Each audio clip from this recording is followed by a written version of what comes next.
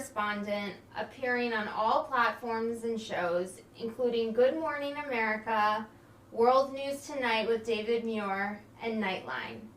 Previously, he was a correspondent at ESPN. Will is the proud son of Christopher and Dana Reeve. He serves on the Reeve Foundation's board of directors and acts as captain of Team Reeve, recruiting individuals around the country to join and support the Reeve Foundation community. He is a 2014 graduate of Middlebury College in Vermont and currently lives in New York City. Can you tell us briefly about the Christopher and Dana Reeve Foundation, named in honor of your parents, and its mission to help those with spinal cord injuries? Well, we have two missions, a dual mission at the Reeve Foundation. We aim to fund and find cures for spinal cord injury, which of course was the daily mission of my dad after his injury. And then we also aim to improve the quality of life for people living with paralysis and their families who are affected by something as traumatic and often devastating as a spinal cord injury, which was my mom's mission and her enduring legacy, becoming a primary caregiver, thrust into that role. And we do that through grants and partnerships and general advocacy. And I mean, there are 1 in 50 Americans living with some kind of paralysis, which I think we've all been inundated with numbers and statistics and, you know, statistical relativism in the past year amid the pandemic. And we become numb to these big numbers of hundreds of thousands dead, millions infected with coronavirus, just as a most immediate and relevant example. But 1 in 50 Americans living with paralysis, that's millions of people living with a condition that can enter someone's life immediately. You or I could, anyone can walk outside and trip and fall or get, God forbid, hit by a bus or whatever, and their lives and the lives of those around them are changed forever immediately. And that is, it can be scary and it can be confusing and it can be overwhelming and it can feel like a death sentence. And what the Reeve Foundation aims to do is help people not only navigate the realities and complexities of that new world, but to hopefully not only make the most of it, but to emerge from it stronger and leave behind, as my dad always dreamed about, a world of empty wheelchairs. Absolutely, and it's doing great work, and we'll get a little bit more into it. So you were young when your dad became paralyzed. What stands out in your memory during, you know, the years that he, you know, when he first became paralyzed, and then like now, like obviously as you and your family carry on, you know, his legacy, and then clearly also your mom's legacy. Right. Well, I was just almost 3 years old in May of 1995 when my dad was injured. So I don't have much of a memory of a life without him in a wheelchair. And then for the subsequent 9 years from the date of his injury until the date of his death, I lived with a dad who was paralyzed from the neck down, living on a ventilator, had to be washed and clothed and fed, and couldn't do much of anything for himself. And what I remember is how, despite all of that, if you throw in the fact that he was a world famous movie star, I still had a very normal life. He was just dad. And he couldn't necessarily do some of the things that my friends and peers or quote unquote normal kids get to do with their quote unquote normal dads, like play catch in the backyard or wrestle before bedtime. But I never felt deprived of any fundamental experience, because something that I learned just through my dad being there was that the greatest gift you can give a child, the greatest gift you can give anyone who means something to you in your life, is your presence, being there emotionally, spiritually, mentally, and physically. And I learned that from him because there was nothing and no one he loved more than me. and my mom, and it was us against the world, and had lots of people helping us out in various ways, but when it came down to it, it was us. You also have a brother. I'm sorry, I didn't mean to. I do. So I have a brother and a sister. They're my half brother and half sister. We all have the same dad. They were born and raised in London. My brother's 13 years older than I am. My sister's 8 years older than I am. So we were just at different points in our lives, like when I was 5 years old, my brother went to college. Okay. Or 6 years old. So that, it's just, we're in different life phases in terms of who's living at home. That's the overarching memory I have, is that my life was as normal as it possibly could be given the circumstances. And my parents really labored to make sure that that was the case. They never treated me or treated us as though we were special or different. And I had homework and extracurriculars just like anyone else. And my dad was intimately involved in all of those, just like my mom was. A story that I like to tell that is a fond memory of mine, a really important, substantial, meaningful memory of mine, but also one that illustrates the power of presence in someone's life, even if you have a physical or other limitation. Mm. My dad, from his wheelchair, taught me how to ride a bike. And the quick version of that story is I had been laboring the quick version of that story is that I was the last kid in my neighborhood to learn how to ride without training wheels. And I was sick and tired of it. And my mom was out doing something. And I finally was like, all right, I just need to do this. My dad said, okay, we're going outside. And we went outside to our driveway. We had a circular driveway. And he explained to me what I had to do. Put your right foot on the pedal, your left foot on the ground. Push down as hard as you can with the right foot. Once you've done that, put your left foot on the left pedal. Do the same thing on that side. Keep your hands straight, your eyes ahead, and just keep going. And I had to trust him, and I had to listen to him. And I did both of those things then and always. And I learned how to ride a bike, and it meant a lot to me because at the time I got to learn how to ride a bike, but it means even more to me now, knowing how much it must have meant to him to get to have that seminal father-son experience, even though his version of fatherhood that he probably dreamed of had been ripped from him in this case. Right, absolutely. I actually, prior to this, I did watch the documentary on your father, and I think he spoke a little bit about, about doing helping you learn how to ride a bike. And I think there was also, right, he also did some sports with you. He was just always. He was still a dad. He and my mom as parents were just always there. Whatever it was that I was into, they were there supporting and loving me. And that's all that any child can ask for. And that's what I got as their child. It's amazing.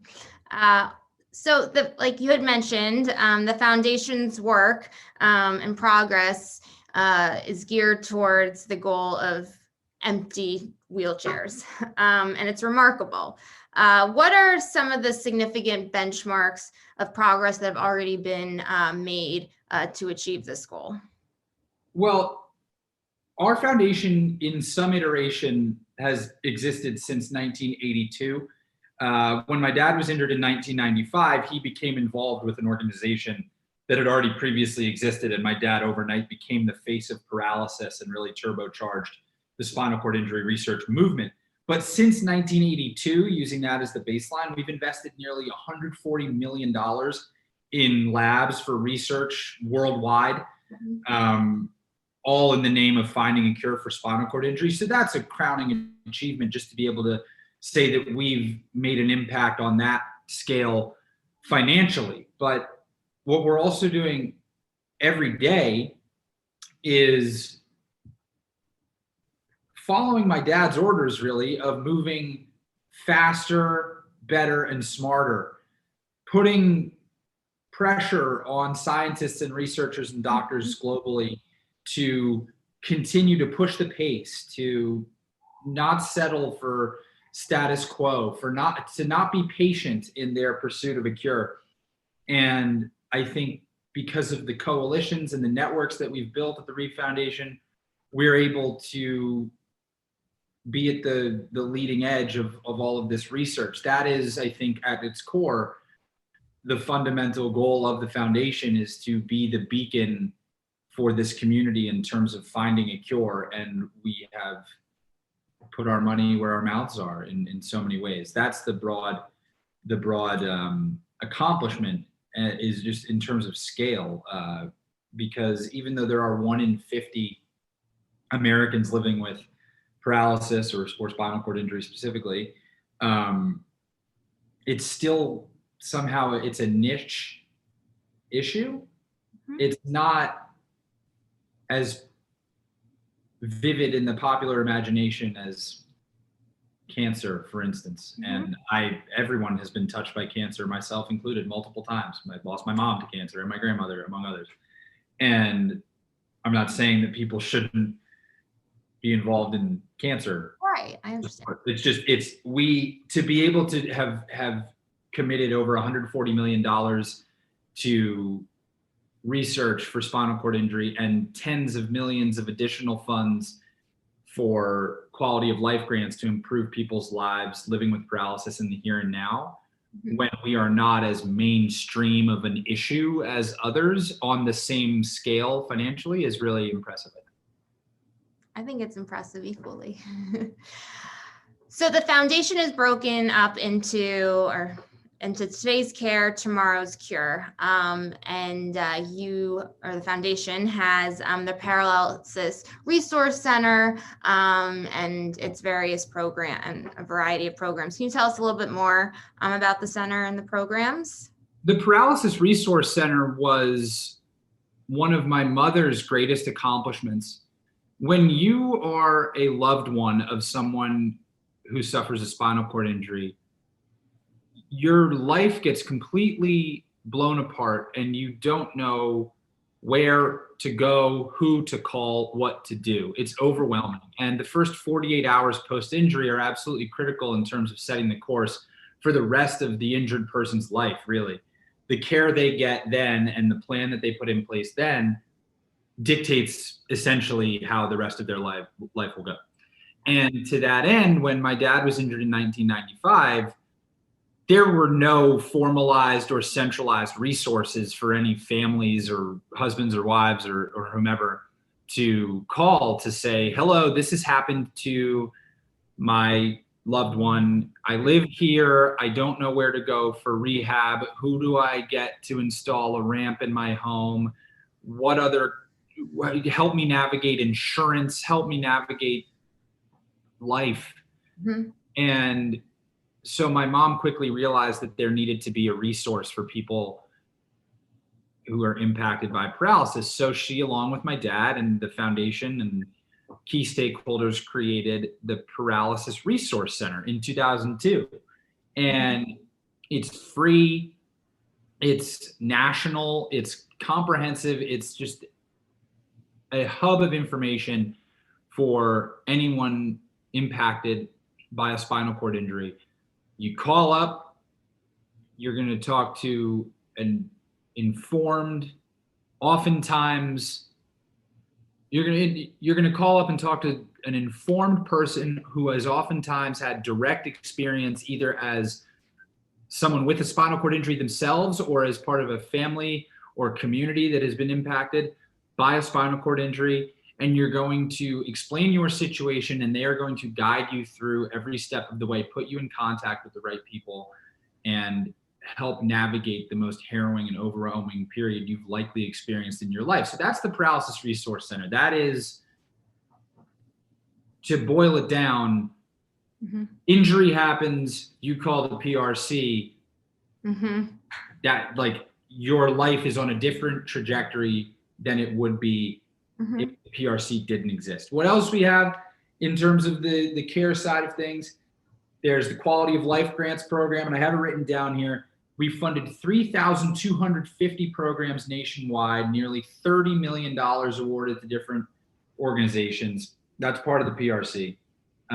We have information specialists who are trained and educated in this world to help you on a personal level too. It's not some automated thing. It's not some online survey. You're talking to a real human who knows real things. Another hugely important aspect of what we do on the care side is our peer and family support program, where you or a loved one or a community member has a spinal cord injury. We're going to pair you up with someone who has experienced what you're experiencing. And that could be as broad as another person with a spinal cord injury, or it could be as specific as another person from your area who got injured the same way, who's into the same things, who, whatever it might be, to sort of help you navigate this new life and help you get the most out of it and to guide you through all of these difficult moments that are sure to arise. Also, we have people who can help out on the caregiving side. My mom would have benefited so much from being able to call someone who's been through the exact same scenario as the wife of someone who gets injured. And what do you do? Like, I have a kid, we have a mortgage, like all of these things that just pile up and snowball and terrify you. Of course. She had to sort of piece that all together as time went on. And my mother was a remarkable woman who had the strength to do all of that, and the intelligence and the commitment and the tenacity and the compassion and everything that you need to get through, to not even get through, to just survive day to day in this new life. And what we offer are people who have gone through that and can help the loved ones from the care side of, here's what to expect, here's some changes that will happen, here's some things that will stay the same, here's some things you should focus on, here's some things that are never going to be the same. And then, of course, we have our military and veterans program, where sadly so many of our brave heroes come back from combat injured or get injured in other ways and need additional help beyond what the military can provide to them. And we have trained people to provide that for them. So that's about as comprehensive a look as I can give at the care side of things. Absolutely. I mean, the work's amazing. So there's something called the big idea that you guys work with. What is the big idea?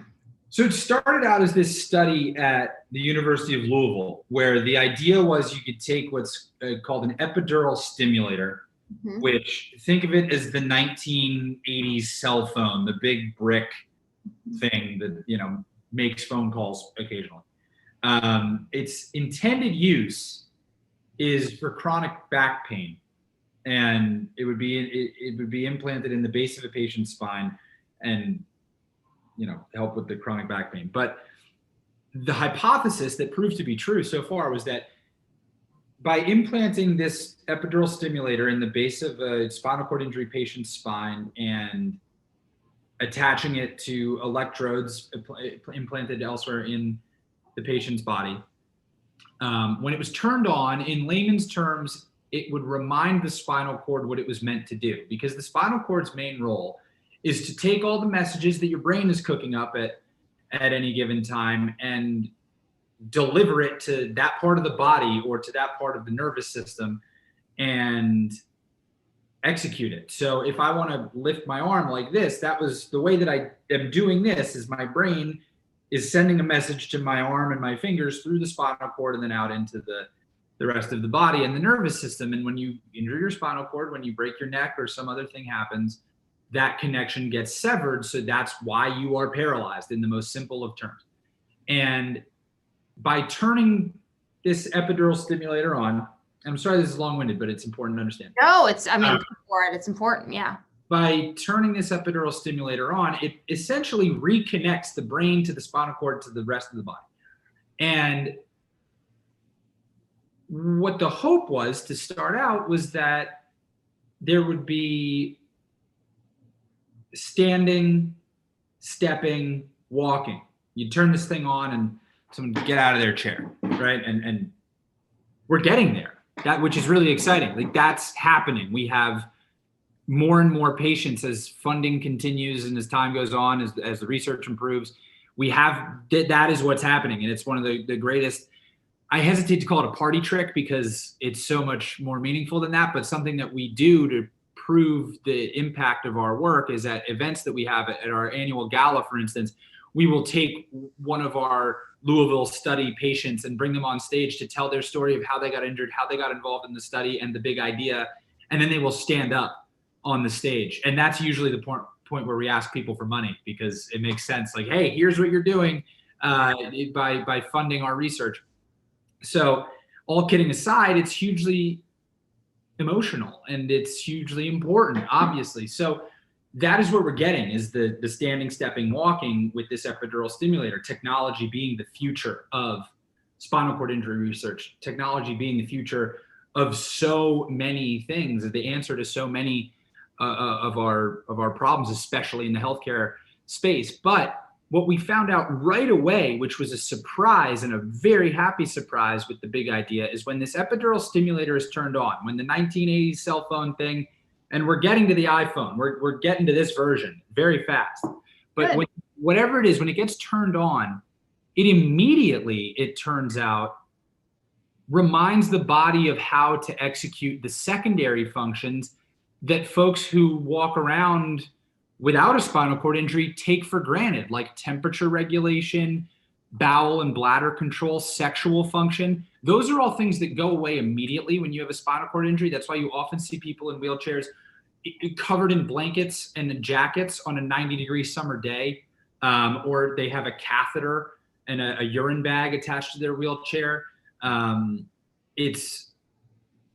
Those are things that you never think of, because you don't have to think about them as a human who doesn't have a spinal cord injury, whose spine is attached to the brain and everything's working as it was, designed. So that is what's really exciting, is that we have been able to repeat those results over and over as almost a guarantee. And what we're doing now with the big idea is trying to expand our patient profile and our patient group in terms of people who get to be implanted with this device. It started out with these 4 guys we call the core 4. 4 young dudes in good shape. They all had specific injuries. My dad was a C2. The vertebrae are all numbered and lettered, like all the way down your back. C2 is about as high as it gets, which the higher you are, the worse shape you're likely to be in, the worse your paralysis. And they were all lower down, but still paralyzed. And we've now expanded that group. And we received FDA approval in 2017. By fall of 2020, we'd had 15 people implanted. And that group ranges in age, I just want to get this right, from 21 to 62 years old, 11 men, 4 women. And our profile is expanding in terms of who is eligible to receive this procedure. And the ultimate goal is to get to a place where spinal cord injuries are chronic, not permanent. I'm ready for that goal to come into fruition. So what would you like others who are not as well aware of the foundation to know about the Christopher and Dana Reeve Foundation and, just spinal cord injuries in general? Well, I think overarchingly, something we should all keep in mind, along with all the other things that we have to keep in mind as well-intentioned and hopefully well-informed citizens of the world, is that this can happen to anyone at any time for any reason. It does not discriminate based on sex, age, socioeconomic status, or anything else. Anyone is just as likely to fall down the stairs or get in a car accident or fall off a trampoline or dive into a sandbar, or the millions of other ways that people I know have been paralyzed. I think that we should keep my dad's words in mind when we're thinking of people living with paralysis. He would always say, he used to do a lot of lobbying and testifying in Washington. And he would go on Capitol Hill and he would say to these lawmakers, sit in your chair, on your couch, in your car, whatever, for an hour, completely still. Don't move anything. You have an itch on your head, can't scratch it. Your weight is uncomfortable, you're slouching, your back hurts, nothing, can't move. You can't eat on your own, you can't do anything on your own. You cannot move for an hour. If at the end of that hour, you don't want to support initiatives and organizations like the Christopher and Dana Reeve Foundation, who want to ensure that nobody has to live paralyzed with a spinal cord injury, okay, that's your decision. But more likely than not, you're going to understand how cruel, how scary, how frustrating, how overwhelming that can be, and you're going to want to help. So I think people just need to realize and remember that this can happen to anyone, and it's not fair.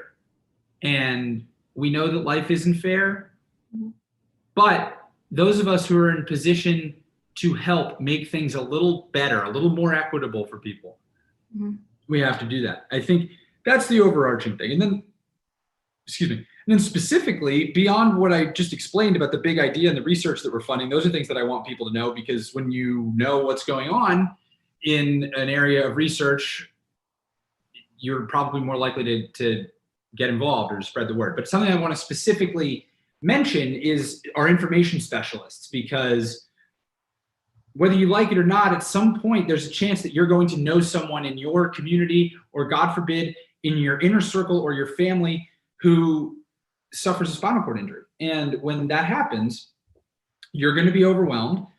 You're going to want someone to call and say, this just happened. What do I do? What do we do? What happens next? Please help. You call our information specialists, who are trained at helping people navigate the most terrifying moments of this new life that has been changed forever. We are fully prepared to help anyone, anywhere, at any time. And that, to me, will be the enduring legacy, one of the two enduring legacies of the Christopher and Dana Reeve Foundation. That's one, is being at the forefront of just helping people navigate this stuff. The big one is going to be curing spinal cord injury.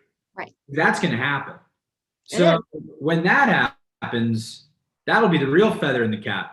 We always say at our annual events, anything that we do, we're like, can't wait till we don't have to have these anymore.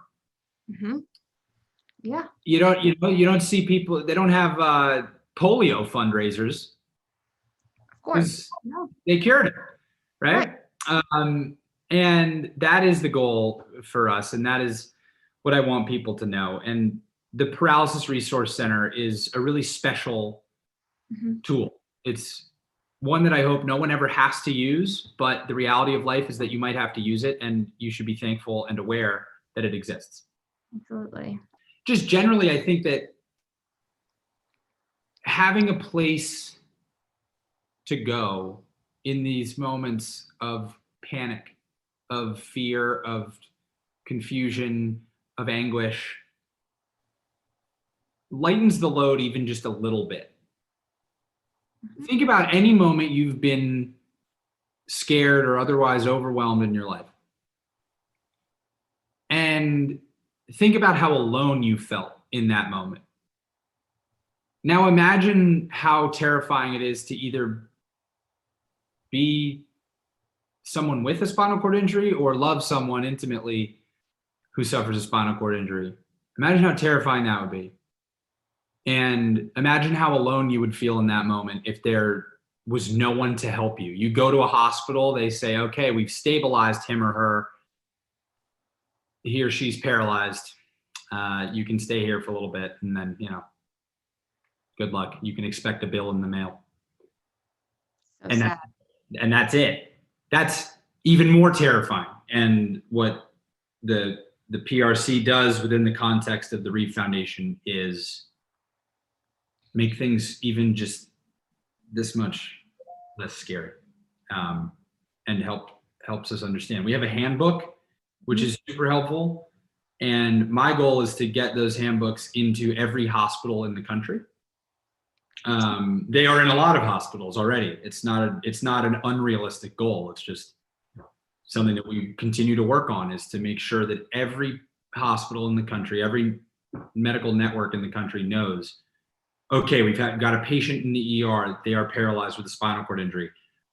Here's how we're going to treat them acutely, and here's how we're going to prepare them to leave. And we're going to give them this handbook and this phone number of the PRC within 24 hours, and then they will take it from there. That's the goal. So can't wait for this goal to be accomplished. All right, so lastly, what lesson what's the most important lesson that you have or that you learned from your parents, and how has this lesson impacted your life on a day-to-day basis? And clearly this can be strayed away a little bit, obviously, from the foundation and just, in general. I think that we could do another podcast on the lessons that I've learned from my parents, but totally can do that. No, it'd be great. Yeah. No, but the things that I've learned from my parents that stick out to me are two things. A lot, of course, but I organize them by these two quotes that I attribute to my parents. One is from my mom. She always said, you have to give more than you take, which sounds pretty simple. In my life growing up, I had the great fortune of security in every way. I had resources that a lot of people aren't afforded. And despite my dad's injury and the complications that arose from that and the difficulties that he and my mom and I endured while he was injured, and then of course after he died and then my mom died, I've been through a lot. Yeah. But despite all that, I've been given a lot, or I've taken a lot. I've enjoyed great fortune, and I'm incredibly lucky. And something that my mom and dad always drilled in me was that you have to give more than you take. So while you have all this stuff, or while you have all these opportunities, all these privileges, you are in a position to help other people who don't have those things that you do, who don't have those opportunities, who don't have connections, who don't have hope in whatever context. And being able to help those who need it is a privilege, and I say an obligation. If you are in a position to help someone, you must do it. It doesn't have to be some big grand gesture. You don't have to be making $1,000 donations, $1 million donations. You don't have to be spending 12 hours a week, 20 hours a week volunteering and saving lives. You don't have to be a superhero. You just have to realize your position of power. And power in this case is a good thing. You have the power to help people, to help change people's lives. And if you don't use that power for good to help other people, why are you here? What are you doing? I learned that from my parents. Yeah. So that's one. Another, this is my favorite quote. This is an organizing principle in my life. It's from my dad. It's, a hero is an ordinary individual who finds the strength to persevere and endure in spite of overwhelming obstacles. We all, certainly after 2020, but generally even before then, have endured overwhelming obstacles as human beings. And we're all ordinary, whether we like to admit it or not. I know I am. I am too.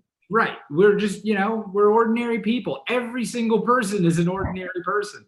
It's just what you do with the time in the day that's allotted the same way to everybody that differentiates people. But what I try to internalize and to act upon is, I don't go around saying I'm an ordinary person, but if I find the strength to persevere and endure in spite of these overwhelming obstacles, I'll be a hero. No, it's more that I know that I'm ordinary, and I know that I, along with so many other people, have faced and will continue to face obstacles. And it's how I respond to those challenges. It's how I continue through my strength of character and through my choices and my actions that will define me.